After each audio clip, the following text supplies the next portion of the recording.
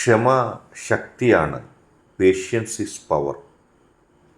നാം വിചാരിക്കും ധൈര്യമാണ് ശക്തിയെന്ന്, ധീരതയാണ് ശക്തിയെന്ന്.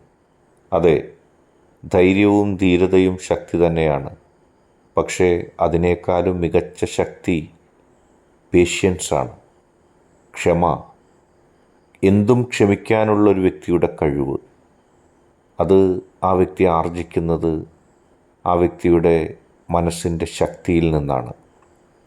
ഒരു വ്യക്തിക്ക് ആ ശക്തിയില്ലെങ്കിൽ ആ വ്യക്തിക്ക് ഒന്നിനോടും ക്ഷമ കാണിക്കാൻ സാധിക്കില്ല.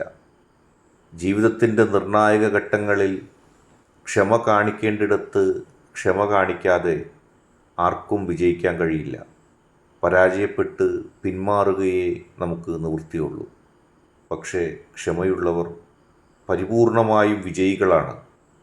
അവർ ജീവിതത്തെ തങ്ങളുടെ ക്ഷമ കൊണ്ട് വിജയിപ്പിക്കുന്നു.